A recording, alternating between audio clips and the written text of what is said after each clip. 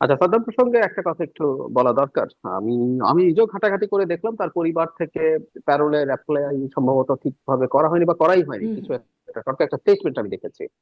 কিন্তু আমি একটু অন্যভাবে দেখতে চাই, যেমন ধরুন মানে আমরা একটা মানবিক মানবিক দেশ দেখতে চাই।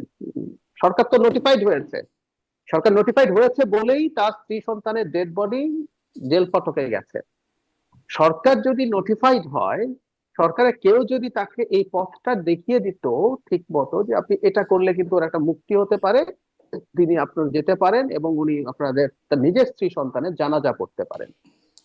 এই যে সরকার এটা ছাত্রলীগের সাথে যদি আমরা করতাম আরো বেশি ভালো হতো।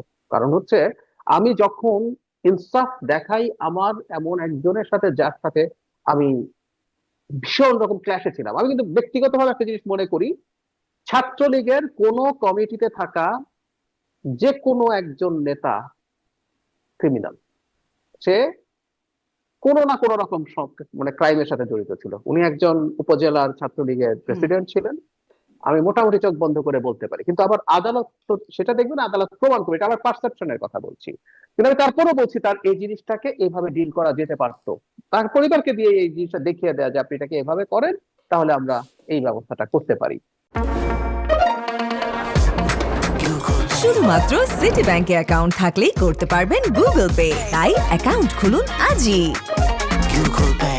উনি তো ওনার সন্তান স্ত্রীকে তো দেখতে চেয়েছেন, এমন না যে উনি ওদেরকে দেখবেন না। যদি তাই হয় তাহলে মুক্তিটা হলে সুন্দর হতো। এবং এটাকে কেন্দ্র করে কেউ কেউ যখন এমন পরিস্থিতি তৈরি করতে চাইছে, সেটাকে আটকানো যেত। আমি আবারও বলছি, আমরা শেখ হাসিনাকে সবচেয়ে বড় শাস্তি দিতে পারবো যদি বাংলাদেশকে একটা গণতান্ত্রিক ইনসাফের বাংলাদেশ হিসেবে গড়ে তুলতে পারি। এটা হলো সবচেয়ে জরুরি কথা।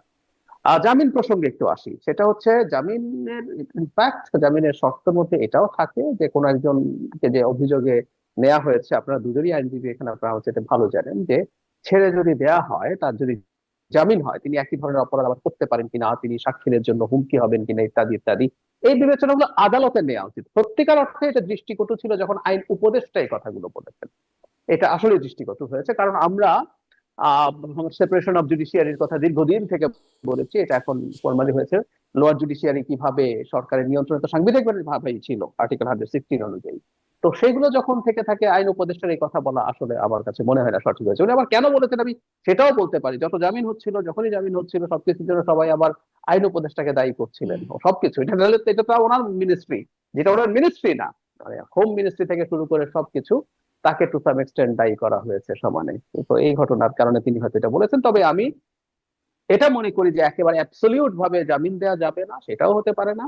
আবার জামিন দেওয়ার ক্ষেত্রে খানিকটা সতর্ক থাকা দরকার আছে, এটা আমিও মনে করি। কারণ হাদির ঘটনায় যেটা আমরা দেখলাম, এই প্রবণতা থাকতে পারে। বা অনেকে জামিনের ক্ষেত্রে এটাও একটা বড় কারণ যে আসামি পালিয়ে যেতে পারে, সেটাও যদি ঘটে, সেই সন্দেহ যদি থাকে, যদি জানি যে সেটা জামিন ডিনাই করা হতে পারে। জঙ্গিবাদ নিয়ে একটু বলি। আসলে আওয়ামী লীগের সবচেয়ে বড় সমস্যা হয়েছে এটা, আওয়ামী লীগ এমন পরিস্থিতি তৈরি করেছে যে আওয়ামী লীগের কারণে ওই যে ইংরেজিতে ডেরোগেশন বলে, মানে একটা শব্দ, যা এটাকে এমন জায়গায় আপনি নিয়ে গেছেন যে এটা এখন একটা গালির মতো বা মিথ্যা শোনায়, যেমন মুক্তিযুদ্ধের চেতনা।